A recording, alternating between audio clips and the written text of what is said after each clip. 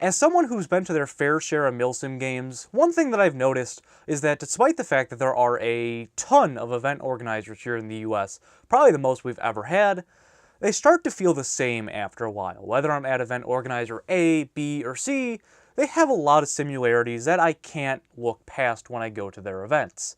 So I was really pleasantly surprised to try out Desert Fox events, the Southern Strike. I think that before being in that more casual Milsim area, I think that they kind of did an amazing job at, redefining that genre and showing what you can do with a Milsim game that isn't geared towards that super hardcore realistic experience. So in today's video, I want to talk to you guys, about the game, what I enjoyed about it, what I didn't enjoy about it, as well I want to take a look at the Blue Fox Tracker app and talk about some of the advantages and how it really just revolutionized my experience and really made the weekend for me at this event. What's up, Airsofters? My name is Lane, and welcome to the BB Warrior. We're here to help you have a better time both on and off the airsofting field through our educational content. And if you enjoy videos like this, I'd love it if you joined our community by hitting that subscribe button down below. And while you're at it, make sure to hit that bell icon next to it for new videos every Tuesday and Friday. So first, I want to talk about the app. We'll talk about more of the game design and things like that a little bit later in the video. But I've had a lot of questions from you guys about the app. How does it work? Is it fun to be using your phone in Airsoft? And the ever-prevalent question, are you worried about having your phone shot out? So to talk about the app real quick, I kind of want to talk about the performance real quick, because I've had a lot of people ask about that in the last few days. The app runs really, really smooth, and it doesn't take up that much data at all off of your phone. We were using the app pretty heavily, the two guys that I went with from Gun Gamers to, try out this event. And even though we were using the app pretty frequently, the one of us that used the app the most only went through 50 megabytes, which is a 20th of a gigabyte. So if you're worried that, this is going to blow through all your data for the month, you don't have to be worried at all. This app is an absolute data sipper, and it also isn't very bad on your battery. Now, I have a Google Pixel 2, which has a pretty good battery life. However, as long as you have a power bank, you will be absolutely fine. I mean, I went through, the entirety of the first day from like 11 to 8, and I didn't have to charge my phone whatsoever. So your mileage may vary depending on what phone you have. However, this app is available for Android and iOS. I should mention that as well. However, you don't have to worry about it using up all your data or, killing your phone. As long as you have a power bank or something like that, you're going to be absolutely fine. So how does the app integrate into the game? You're probably asking. That's what I'm here for. So the app works kind of like Conquest from the Battlefield franchise, if that's the type of video games that you play. So essentially there can be points around the map that you can either capture in a force-on-force like Conquest game mode, or for the first day they're doing something very similar to Rush. So essentially, one team was kind of attacking and trying to take the objective, while the other team was trying to hold them off. And if they lost that game, they'd go back a little bit farther in the facility, and it would keep going like that until eventually they hit the end. That didn't happen because our team held out. However, I thought that that was really cool, and it's something that a lot of players can identify with, because, Battlefield is a AAA gaming franchise that a lot of people are familiar with, so the rules and the concepts for how you play, well, they're pretty easy to understand, and it's neat to see them done really successfully in Airsoft. I've seen a lot of people do this kind of game before without any sort of app, and it kind of becomes a cluster. So the app and how you score objectives, I should say that you need the app to score objectives, and this can be an issue if you don't have cellular service, which a lot of people didn't have this weekend. We'll talk about that in a little bit.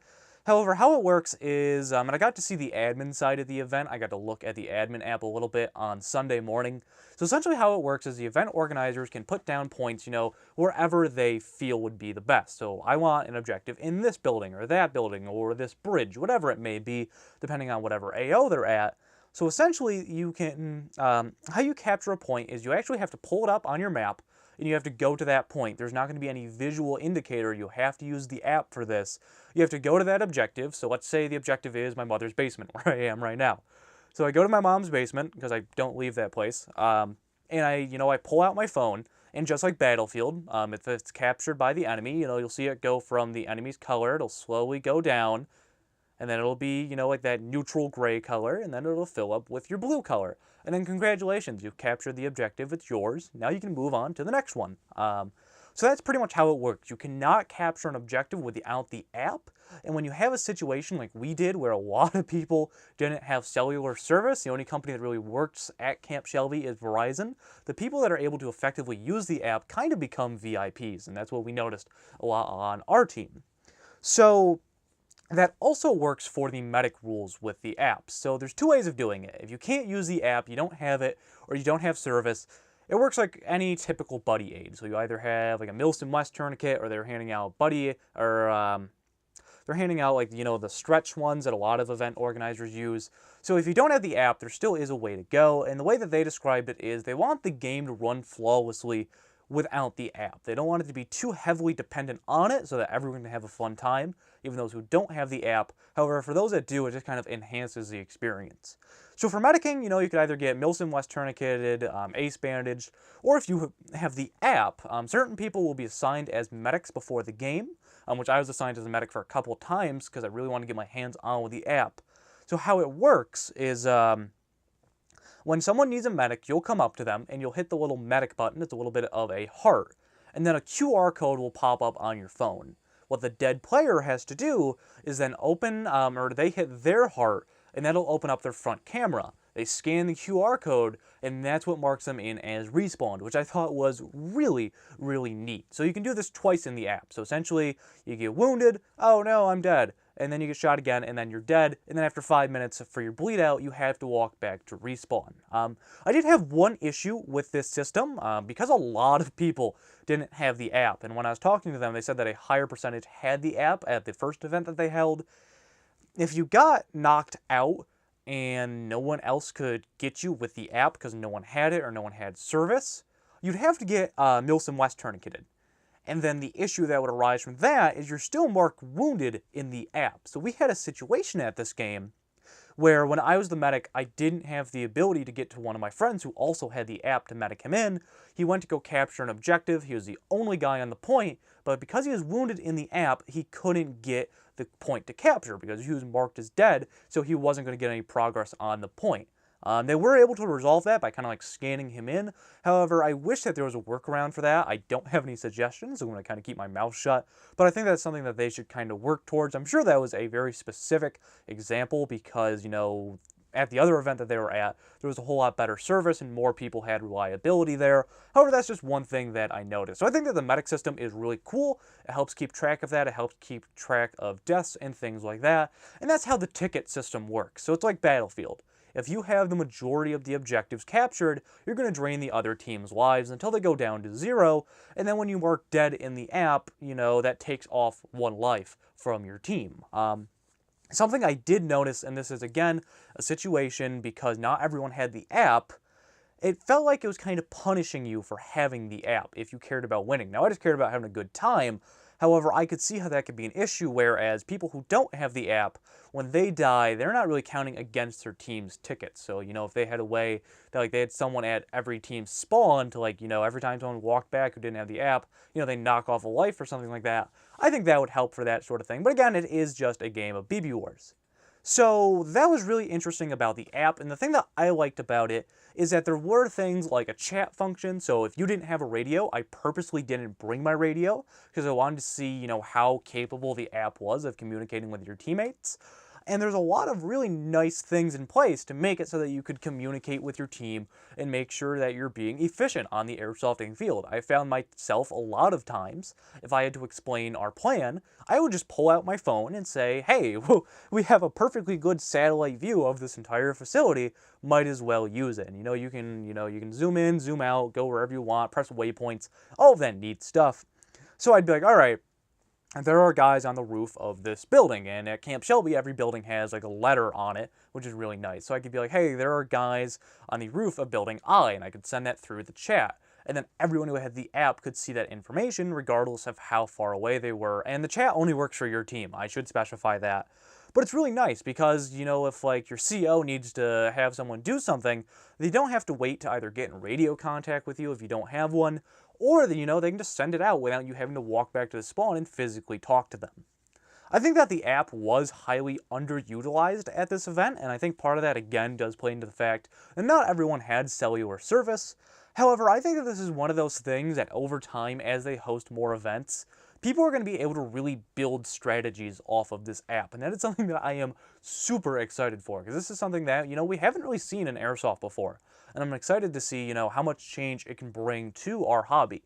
So I think that when the app gets more popular and people get more time with it, I think it'll be nice to see, how strategies and things like that change, how you're able to use the app for more communication, and overall, I think it's an absolute great addition to the game. Now, even if you're using the app pretty heavily, you're not just going to be sitting there staring at your phone all weekend. Like I said, we tried to use it really heavily, and I didn't feel like I was overusing my phone.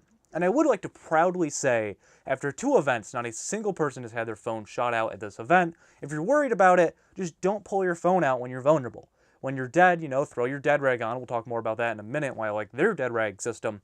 But just, hold it close to your body, or, don't pull it out when you're getting shot at or when you're in a firefight. I'm pretty sure the objective will still capture, even if you don't have the phone on, as long as you have the app running in the background. So, don't pull out your phone when you think that you're going to be in danger. When I was a medic, I kept mine in my front pocket on my Beyond pants, so I could just take it out real quickly, pop up my QR code so that people could get medicked back into the game. However, you really don't have to worry about getting your phone shot out of this game. I never felt like my phone would be in danger. But to stop rambling, in a short little summary, I think that the app creates a really unique experience in the game. It aids with communication, which I am never going to be objected to. And overall, I think it's a great thing, and I can't wait to see what they come out in later iterations. For those of you who are curious about bugs, I didn't run into that many bugs or glitches in the app, and any that I did run into, you could just force stop, reopen it, and you were good to go, and it wouldn't pop up again. So the app runs really smoothly. But let's talk about the game design and things like that, things I really enjoyed about the game. The first thing I want to talk about is just the level of experience that they have as event organizers. So while this is their second game, they're made up of people who have, tons of games underneath their belt. The game is run by the Milsim West crew, which, they host the best events in the country to most people. They host the 40-hour games, which take a lot of coordination. And you can't just do that as a brand new game designer and a brand new game host. So, they definitely have a ton of experience with the guys as Milsim West. And then, you have Jet, who's been to probably 100+ Milsim events in the US at this point. So they definitely have a very experienced staff. And then the people that they choose to be like their XOs and things like that, they were absolutely fantastic. The guys from Ballahack who were helping out with the TAN team, they were so much fun, and it just kind of added to the atmosphere of the game, because I'm a personal believer that the attitude of the players kind of affects how I feel about the op. And, all of the guys from Ballahack, whether it be, Chris, who was the entire team commander, I think the XOs were, I think their names were Aaron, and I don't remember the other guy's name, so I apologize about that. However, Aaron was an absolute blast. It's always fun meeting those guys who are like, yeah, I don't care if I die. I just really want to put an aggressive push on this, and it makes the game go by faster. The other team had some great guys on it as well. You had Anthony from the Grommets. So overall, all of the people that they picked to be in leadership positions not only knew what they were doing, which is at a lot of events, you're going to get a lot of those guys who have no idea what they're doing. They should not be in a leadership position, but they made the game fun, they enforced the rules, and overall, I think that was definitely one of the strong points of the game, was the staff. Now, Camp Shelby is an amazing facility. If you ever have the chance to go there, I would wholeheartedly recommend it. It just, oh my god, it's such a fun place, and it looks so cool. But I think that, just behind all of their experience, they were able to create some really interesting rules. And because they had a little bit more relaxed kit regulations, I saw some really interesting kits out there. So how it works is the tan team has blue as an accent color, and the green team, the green and black team, I should say, has red as an accent color, which makes identifying friendly and foes so much easier. It makes identifying guys in multicam from 100 feet away easy because they're wearing a blue t-shirt, or, they had the blue armbands or the red armbands on the other team that Enola Gay provided.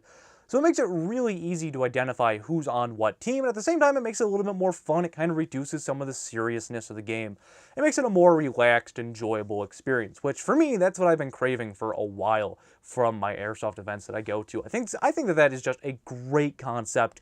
And while there wasn't a ton of cosplay at this event, or a ton of, neat costumes or anything like that, it was still really easy to identify friend or foe, and that's definitely something I gotta do for the next game, is kind of get my LARP game going pretty strong. Something I think that they did at this event, which I think should be the absolute standard of Airsoft, is what they did with their dead rag rule. So because red is the accent color of one of the teams, it wouldn't make sense to have a red dead rag, right? Well, dead rags at this event had to be high vis, like, construction vests. That is something I've never thought about before. That is the greatest idea. It makes identifying dead people so much easier. I had a safety vest with like 2 sides and kind of like a harness for the back. So I just rip it out of my cargo pocket, put it over my head, and it covered like my entire chest. So I was good to go. I never got overshot at this event. I never got shot with my dead rag on.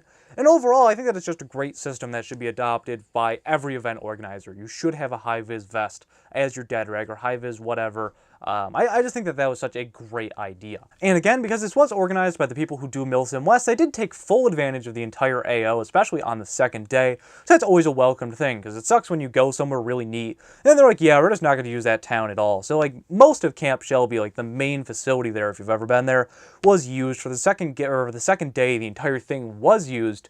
But I just thought that overall it was a great event. And I do want to say, for all of you that went to this game, this was probably one of the best groups of airsofters I have ever played with.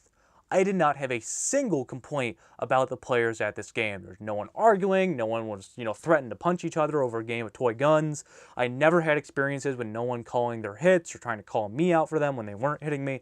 Overall, you guys were just an amazing group of people, and it added to the atmosphere, and it made this game so enjoyable. The tan team was outnumbered pretty heavily. It was like 2-1 practically. So, I mean, we had a great morale still, and we still all super enjoyed this game. So overall, if you're looking to go to a Milsim event and you're not looking to go to like that Milsim West 40-hour type of event, I cannot say anything bad or tell you not to go to a Desert Fox event game. While I do have some minor complaints, and I think that there's some things that could be ironed out, this is their second event, and they are working really hard on the app. I think that is just overall a great event, and I would have no problem recommending this to players of any experience level. If you're looking for your first Milsim, or you're just looking for something a little bit more relaxed, this is an amazing event, and I cannot wait to go to my next Desert Fox events game. But that's going to do it for today's video, guys. I want to know if you went to this event or the other Desert Fox event at this point. Make sure to let me know down in the comments below. What did you like about it? What did you dislike about it? I thought this game was amazing. It was super refreshing for me as a player, and again, I cannot wait to go back to this event. But like I said, that's going to do it for today's video. If you enjoyed today's video, I would love it if you joined our community. Bring that subscribe button down below, and while you're at it, make sure to hit that bell icon next to it for updates when we post new videos every Tuesday and Friday here on the channel. Make sure to check me out on Patreon. It helps me, afford to be able to do the content that I do. Go to events to talk to you guys about amazing events like this one. So make sure to check that out at www.patreon.com/TheBabyWarrior. Make sure to check me out on social media. All those links will be down in the description below. This has been Lane from the Baby Warrior talking about Desert Fox events and why it has really easily become one of my favorite event organizers. And I will see you all next time.